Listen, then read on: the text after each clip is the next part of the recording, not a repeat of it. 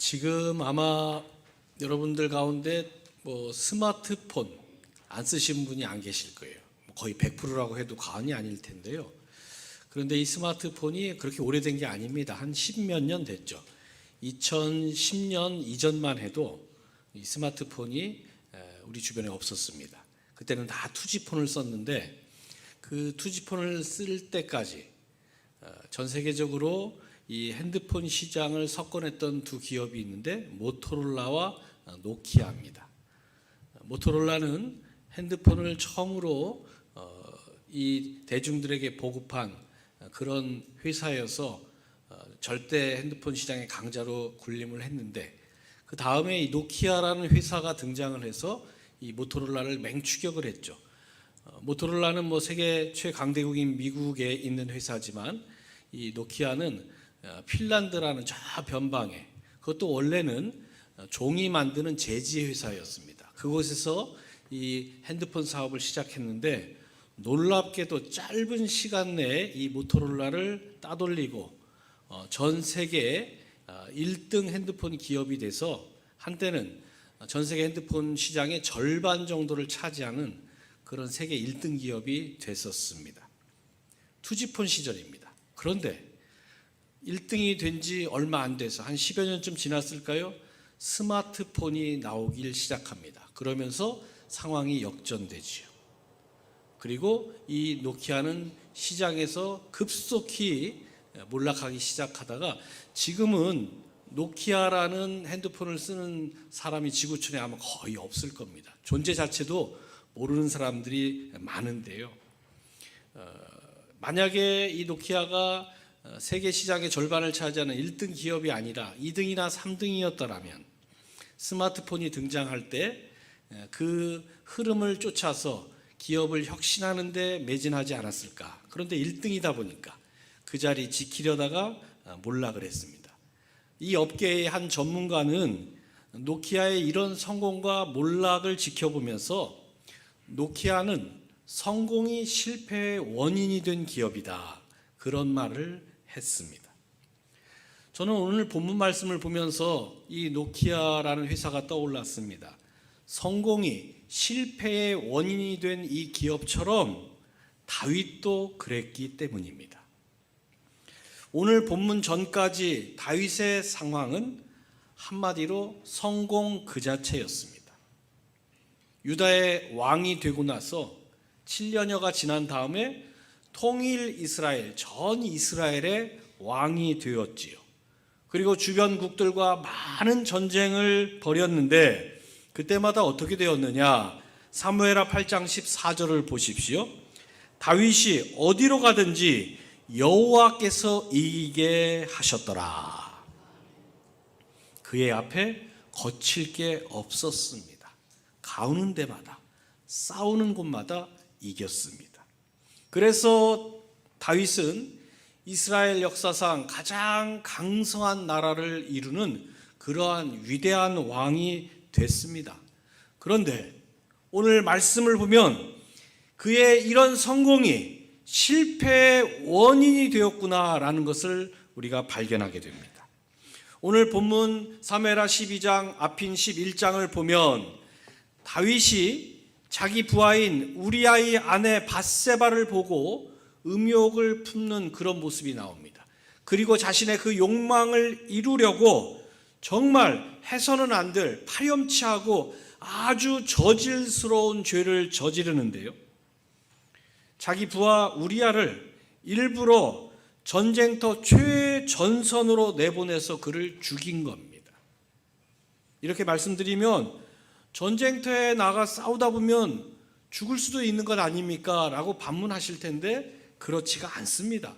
다윗은 자신의 부하인 군대장관 요압에게 편지를 써서 우리아를 죽도록 사주하고 명령을 했는데요. 이 사실을 사무엘하 11장 15절은 이렇게 전하고 있습니다.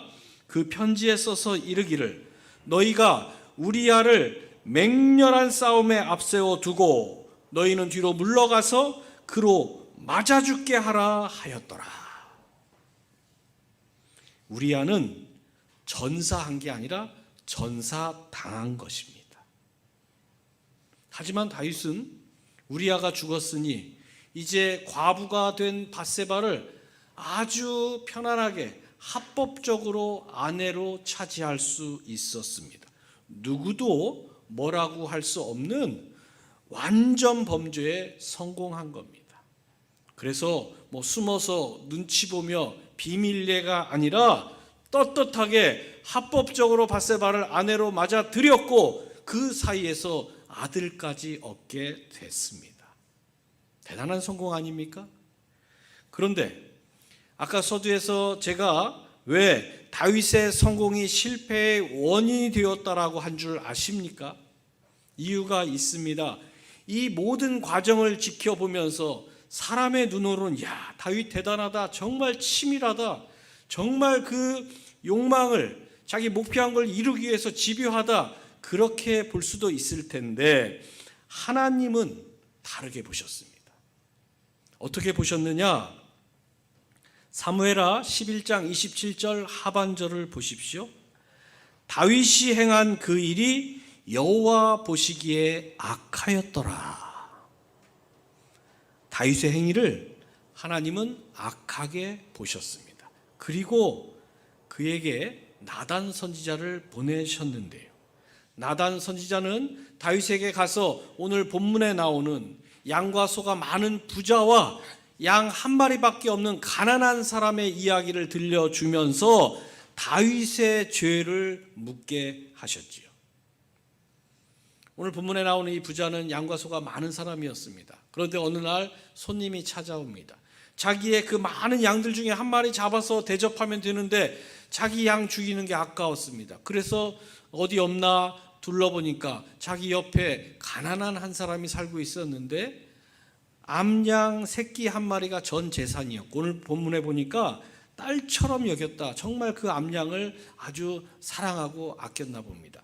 그 가난한 사람의 유일한 재산인 암양 한 마리를 빼앗아서 손님 대접하는데 사용을 했습니다.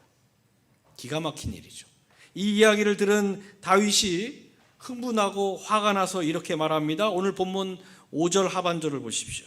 여호와의 살아계심을 두고 맹세하노니 이 일을 행한 그 사람은 마땅히 죽을 자라. 이 일을 행한 그 사람은 마땅히 죽을 자라.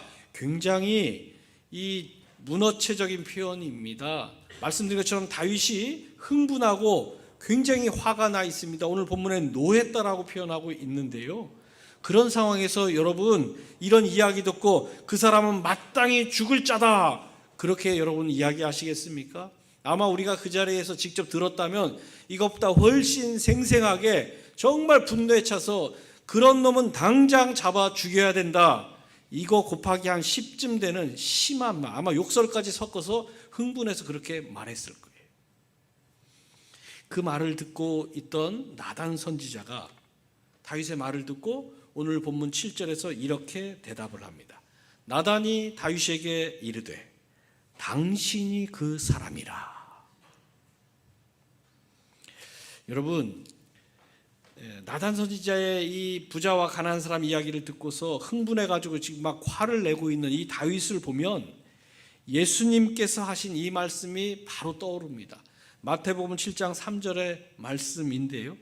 어찌하여 형제의 눈 속에 있는 티는 보고 내 눈 속에 있는 들보는 깨닫지 못하느냐, 이 말씀입니다.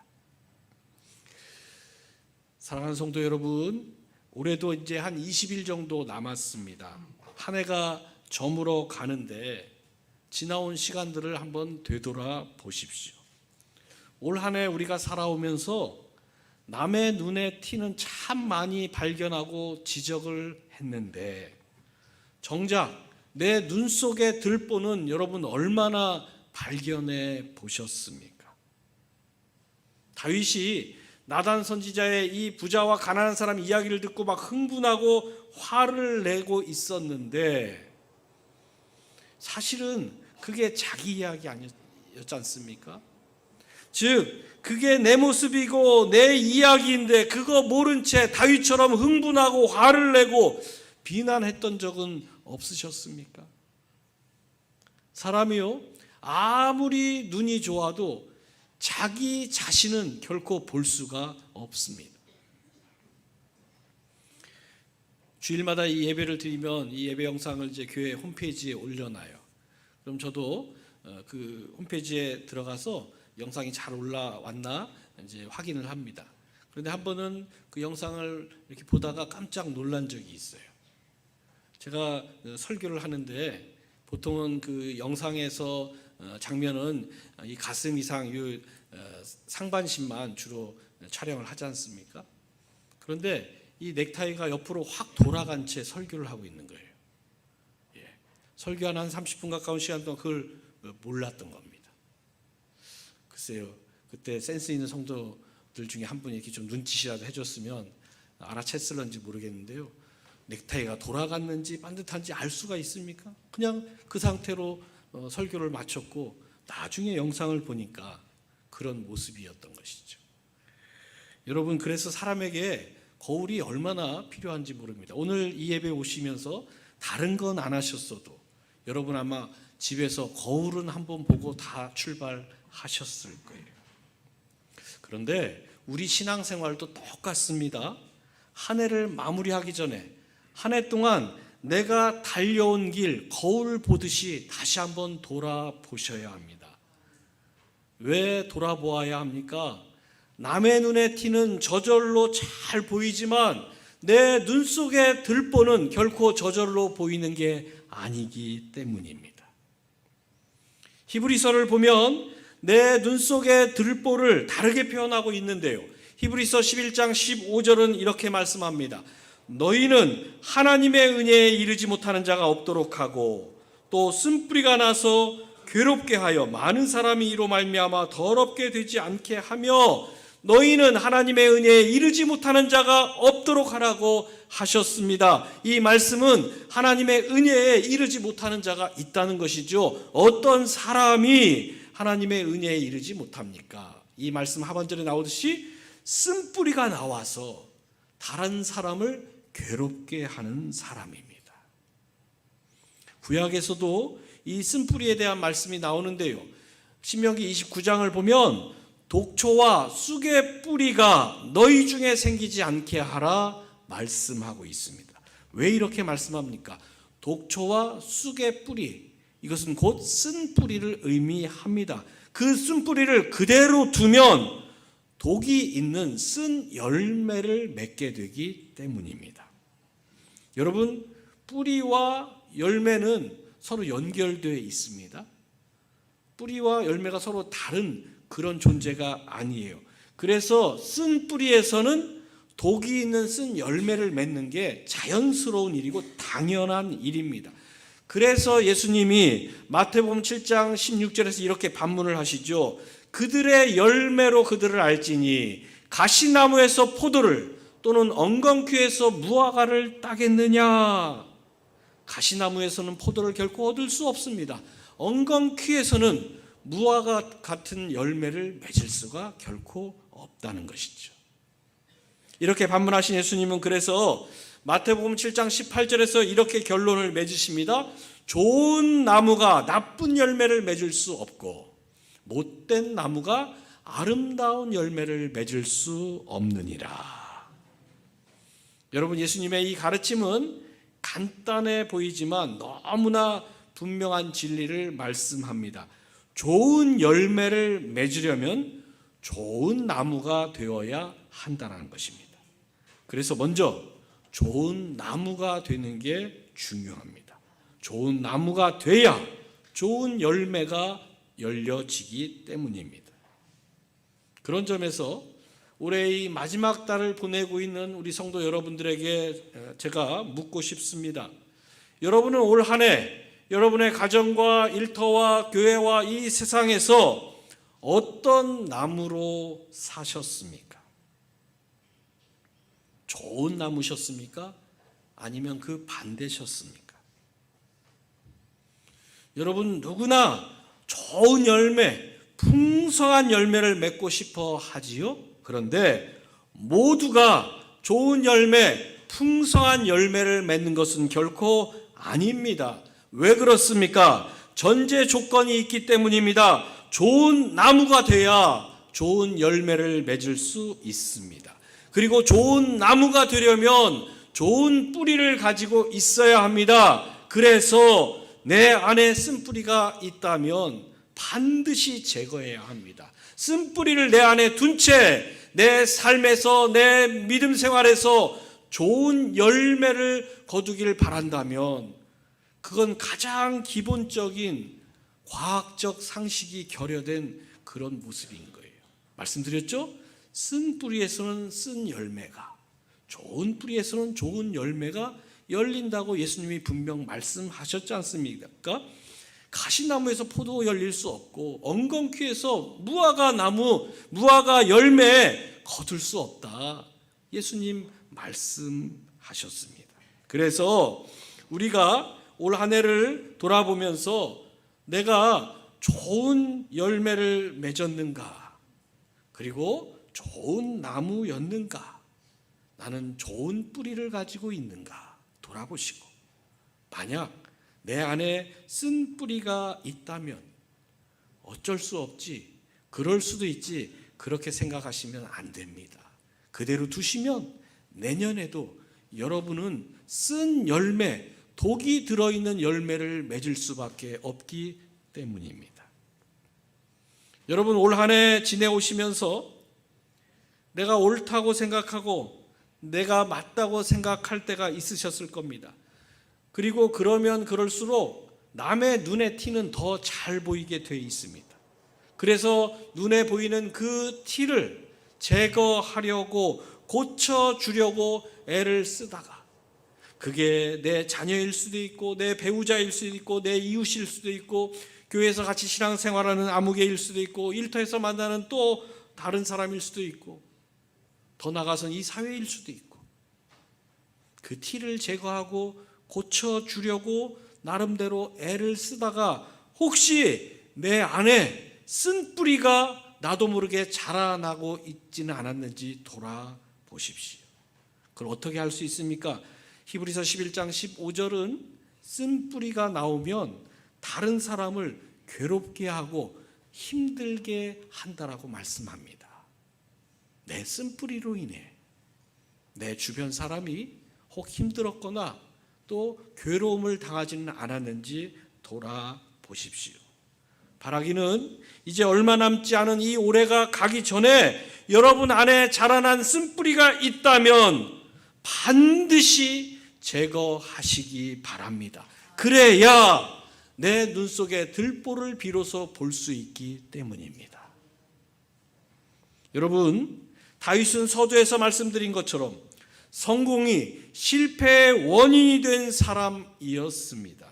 그가 저지른 죄 말씀드린 것처럼 정말로 야비하고 잔인하고 정말 질이 낮은 그런 범죄자였습니다.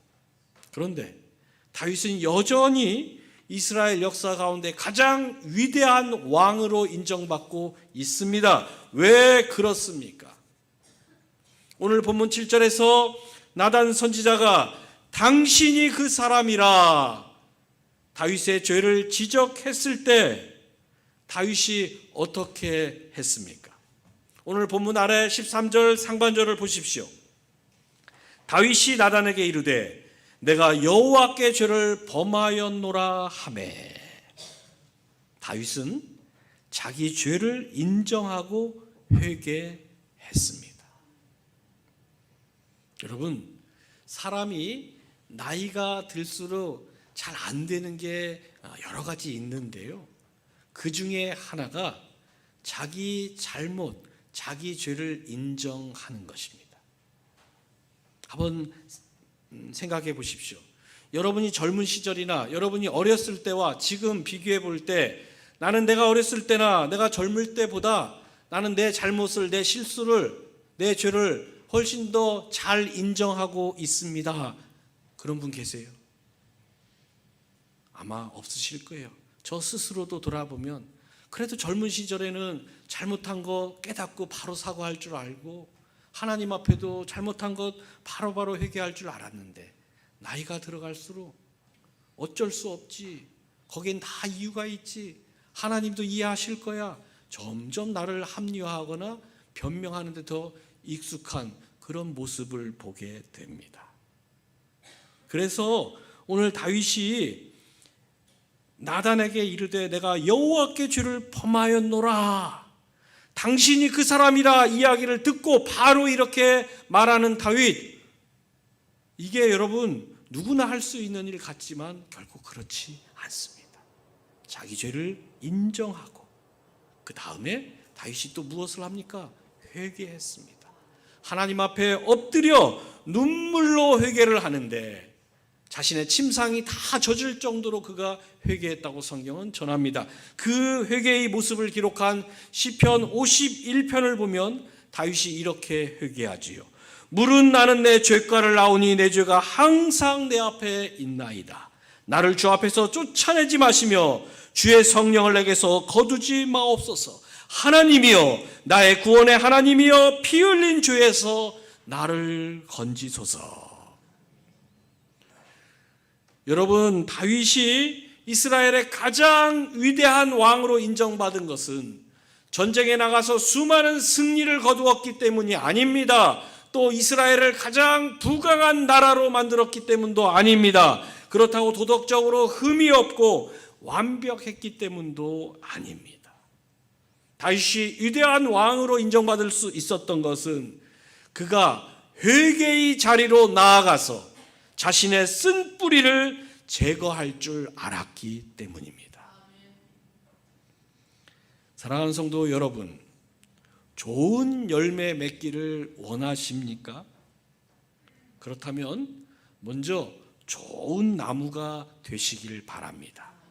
그리고 좋은 나무가 되시길 원하십니까? 그렇다면 여러분에게 남아있는 쓴 뿌리를 찾아서 올해가 가기 전에 꼭 제거하십시오. 그래야 좋은 뿌리를 가지고 좋은 나무가 돼서 좋은 열매를 맺을 수 있는 것입니다. 이 단계는 복잡하지 않아요. 어렵지 않아요. 유치원생들도 다 이해할 수 있습니다. 좋은 뿌리가 돼서 좋은 나무를 갖고 그 좋은 나무가 좋은 열매를 맺는, 너무나 단순하지만 분명한 이 진리를 여러분 기억하시고, 여러분 안에 만약 나도 모르게 내가 원치 않았지만 쓴뿌리가 올 한 해 자라나 있다면 그 쓴뿌리 결단하고 뽑아내십시오. 그리고 그 쓴뿌리 뽑아낸 자리에 좋은 뿌리가 자라나서 내년에 여러분들이 더 좋은 나무 되시고 그 좋은 나무에서 좋은 열매 풍성히 맺어가는 여러분 되시길 주님의 이름으로 축원합니다.